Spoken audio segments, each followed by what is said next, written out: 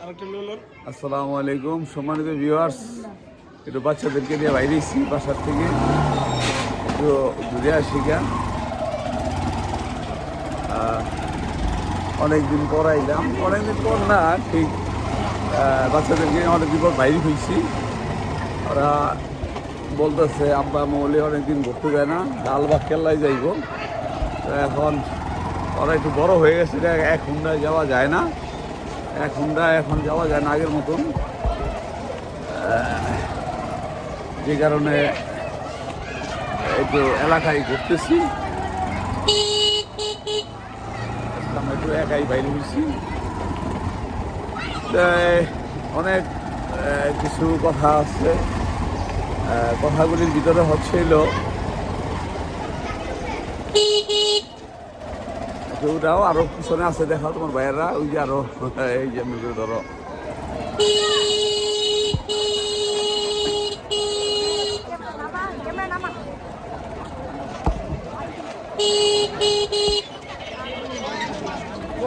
শেডের ভিতরে রাত্রে উঠে করে ধরো তোমার ভাইগুলো দেখাও।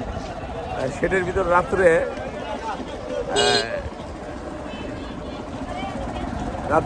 গভীর রাত্রে আমি একদিন টের পাইতেছি, আমি যখন পাটা একটু রাখছি যে নরম নরম লাগে, তো হঠাৎ ভয় পেয়ে গেলাম, গায়ে নরম নরম কি আবার এটা, আশ্চর্য। তখন দেখলাম, ভাবলাম যে এইটা কি আবার রাসেল ভাইপার সাপ নাকি, এরকম মনের ভিতরে নিলাম, ভয় নিলাম। পরে আসতে কইরা কম্বলের ভিতরতে মাথাটা উঠে দেখি এক বিড়াল শীতের চোটে আমার কম্বলের পাশে আইসা বসে রয়েছে, ঠিক আছে, শুয়ে রয়েছে। আমি বিড়ালটাকে ধরলাম, ও গেল না, বিড়ালটাকে নিয়ে আমি কম্বলের ভিতরে রাখলাম। তা এইভাবে বিড়ালটা বেশ কয়েকদিন আমার সাথে আইসা আমার সাথে রাত্রে থাকলো। গতকালকে রফিক ভাই বলতেছে খালেক আঙ্কেলের বাসার কাছে, বাসার ভিতরে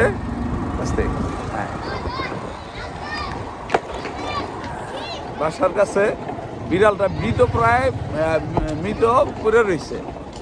রফিক ভাই বলল সম্ভবত রাসেল ভাইপার সাপ কামড় দিয়া বিড়ালটারে মাইরে ফেলাইছে।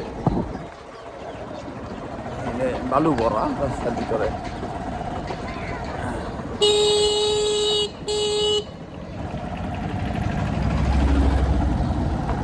যাই হোক, আমি আর বিড়ালটাকে দেখতে যাই নাই, কারণ আমার কাছে পশু পাখি মৃত বা এগুলি আমার খুব কষ্ট লাগে, হৃদয় বিদায়ক। একটা সময় আমি ছোটোবেলায় বিভিন্ন পশু পাখি পালতাম, আমার ছেলেদেরকে আমি পালতে দেই না। আমার হৃদয়ে এখনও সেই কষ্টটা রয়ে গেছে, পশু পাখির কষ্টটা, ঠিক আছে, যে কারণে আমার ছেলেদেরকে আমি পশু পাখি পালতে দিই না। এখানটা রাস্তাটা অনেক খারাপ, ন্যারো, নিচ দিয়ে যেতে দিব, কিন্তু নিচের অবস্থাটা ভালো না, বালু ভরা। তো যাই হোক, এই অবস্থা। তা বিড়ালটা মারা গেল। রাসেল ভাইপার সাপ যে কখন কাকে কি করে বসে খুবই বলা মুশকিল। আপনারা জানেন বিড়াল অত্যন্ত সতর্ক এবং অত্যন্ত শিকারী প্রাণী বিড়াল। সেই বিড়ালকে রাসেল ভাইপার দংশন করে বাইরে ফেলাইছে। তাইলে আপনি তো অনেক দুর্বল, তাই প্রতিটা মুহূর্তই আসলে ভয়ের বিষয়, এই হলো চরের বিষয়। তাই আস্তে আস্তে বন জঙ্গল পরিষ্কার হয়ে আসতেছে, পরিষ্কার হয়ে আসলে আশা রাখি এটার থেকে একটু মুক্ত হওয়া যাবে। তবে কিছু কিছু বন জঙ্গল আছে যেগুলি পরিষ্কার হওয়া হয়তো সম্ভব হবে না। আচ্ছা,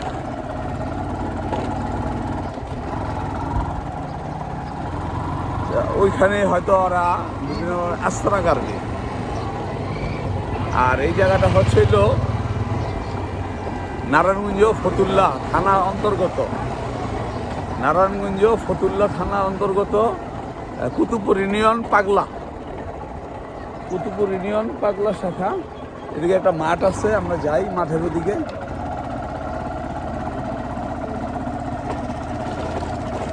এবং এদিকে একটা সবজি বাগানও আছে, ঠিক আছে। মাদ্রাসার তালেবে এলেমরা খেলাধুলা করতেছে, আবার কিছু তালেবে এলেম ওইখানে আছেন।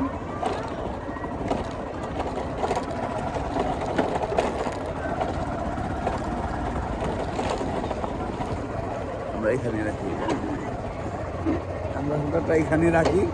নামো, সবাই নামো।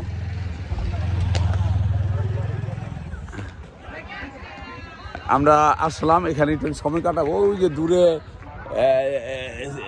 খেলাধুলা করতেছে দেখতেছেন, দূরে সবাই খেলাধুলা করতেছে। আসলাম এখানে, এখানে বাচ্চাদেরকে নিয়ে কখনো আসি নাই। আসলাম, নামো বাবা। ধন্যবাদ সবাই, দেখেন আমরা একটু নিয়ে আবার আরো ভিডিও করি এখানে, ঠিক আছে। ধন্যবাদ, আসসালামু আলাইকুম।